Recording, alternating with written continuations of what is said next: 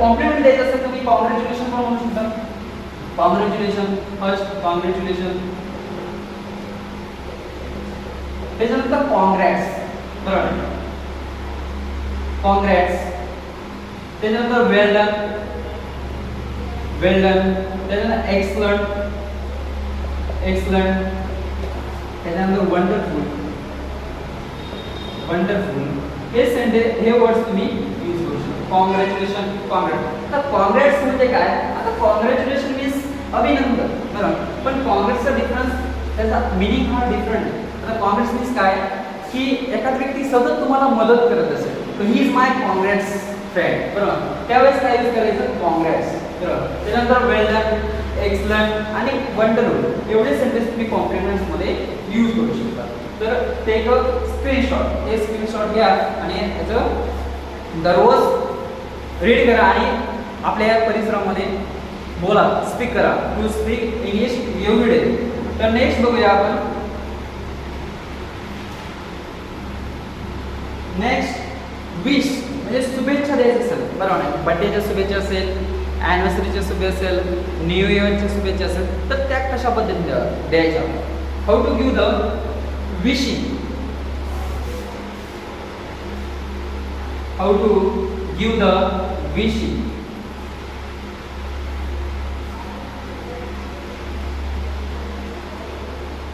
तर विशिंग आपल्याला सांगायचं आहे, wishing.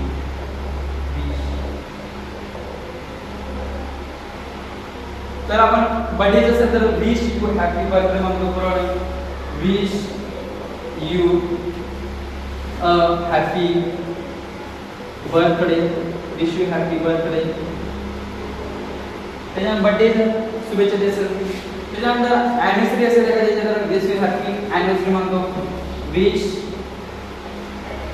You happy anniversary, wish you happy anniversary, anniversary, बरोबर. त्यानंतर न्यू इयर असेल तर त्याला म्हणू शकतो तुम्ही wish you happy new year, बरोबर. Wish you happy new year, new year.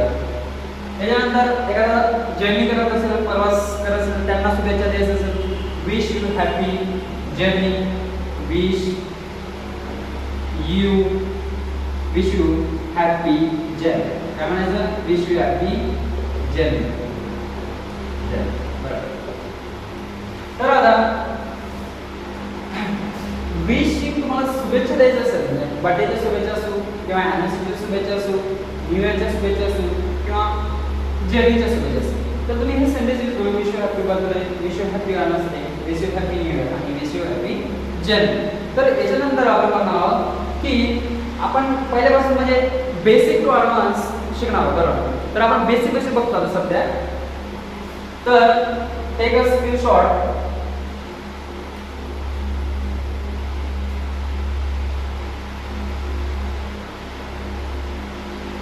बरोबर.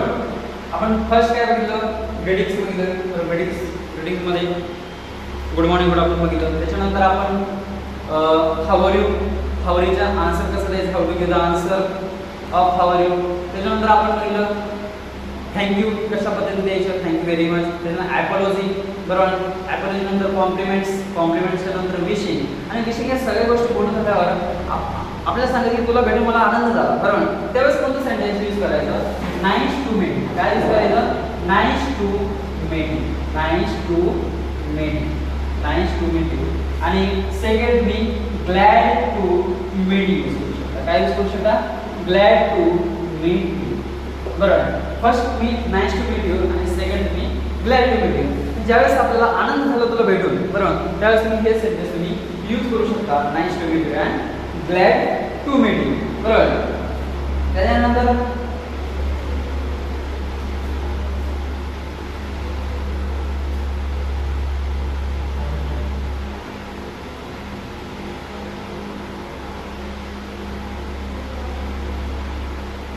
त्यानंतर आपल्याला इंट्रोडक्शन द्यायचं, बरोबर. सेकंड टॉपिक काय तर इंट्रोडक्शन.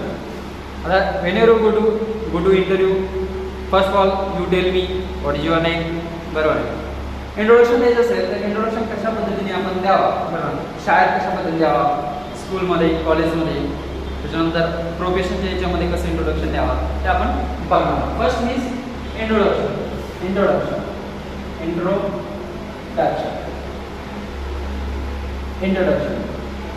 बरोबर. आता इंट्रोडक्शन मध्ये फर्स्ट आपण म्हणतो माय नेम इज. फर्स्ट काय म्हणतो आपण? माय नेम इज. बरोबर. जे तुमचं नाव असेल तुम्ही इथं लिहू शकता. बरोबर. माय नेम इज. त्यानंतर तुम्ही सध्या काय करता? What do you do? What is your profession? आता सध्या मी टीचर आहे. बरोबर. मी काय म्हणेन? I am a teacher. आता तुम्ही शिकत असाल तर त्यावेळेस म्हणा आय एम अ स्टुडंट. बरोबर. एखादा जॉब करत असेल आय एम वर्किंग. बरोबर. मी जॉब करता. तर तुमचं व्हॉट इज युअर प्रोफेशन? तुमचं प्रोफेशन काय ते सेकंड तुम्ही लिहू शकता. मी काय लिहेन? I am teacher. किंवा तुम्ही असेल तर आय एम स्टुडंट लिहा. I am a student. त्याच्यानंतर तुम्ही कोणत्या स्टँडर्डमध्ये शिकत आहात? जर डिग्री कंप्लीट झालेली असेल तर तुम्ही degree I have completed degree. त्याच्यानंतर I have completed engineer. I have completed MBBS. म्हणजे जे झालेलं असेल तर आय हॅव कम्प्लिटेड यूज करा. आणि जे चालू असेल तर त्यावेळेस म्हणायचं I am study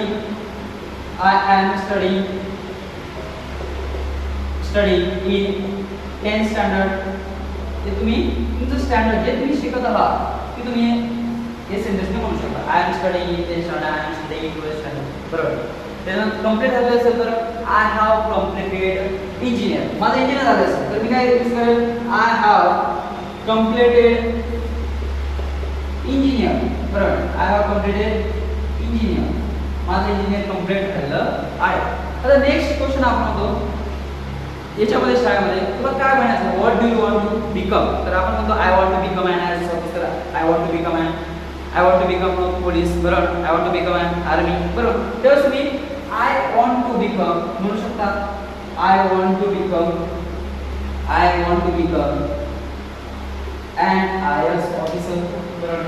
IAS officer. बरोबर. त्याच्यात तुमच्या हॉबीज काय? What is your hobby? बरोबर. एक हॉबीज असेल तुम्हाला आवडता कोणता छंद आहे तर माय हॉबी इज. बरोबर. माय हॉबी इज क्रिकेट म्हणू शकता तुम्ही. माय हॉबी इज क्रिकेट. बरोबर. त्याच्यानंतर दोन हॉबीज असेल तर my hobbies are cricket and kho kho म्हणू शकता. क्रिकेट अँड रीडिंग म्हणू शकता. म्हणजे तुम्हाला म्हणायचं माय हॉबीज आर काय म्हणायचं? My hobbies are cricket and reading. बरोबर. क्रिकेट अँड रीडिंग हे तुम्ही म्हणू शकता.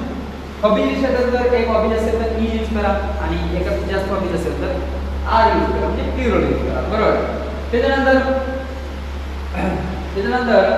तुम्हाला शाळेत विचारलं तर तुम्हाला किती how many siblings do you have? बरोबर. किती भाऊ आहे ना? तर त्यावेळेस तुम्ही म्हणू शकता आय हॅव 2 सिबलिंग्स. बरोबर. I have 2 siblings. आता सिबलिंग्स मीन्स काय? भाऊ आणि बहीण. याच्यामध्ये दोन्ही इन्क्लूड झाले सिबलिंग म्हणजे भाऊ आणि बहीण. पण आय हॅव एकच बहीण असेल तर आय हॅव 1 सिस्टर. एकच भाऊ असेल तर आय हॅव 1 ब्रदर. बरोबर. त्याच्यानंतर आय हॅव 2 सिबलिंग्स झाल्यानंतर त्याच्यानंतर म्हणू शकता तुझे वडील काय करतात? तुझे पॅरेंट्स काय करतात? बरोबर. What do you parents what you work in your parents? तुमचे वडील काय करतात? त्यावेळेस म्हणू शकतात my father is engineer. My father is doctor. बरोबर. त्याच्यानंतर मदर काय करतात? My mother is housewife. आणि त्याच्या नेक्स्ट लास्ट क्वेश्चन आपण आन्सर देतो my family is very beautiful. तर लास्ट तुम्ही म्हणू शकतात माय फॅमिली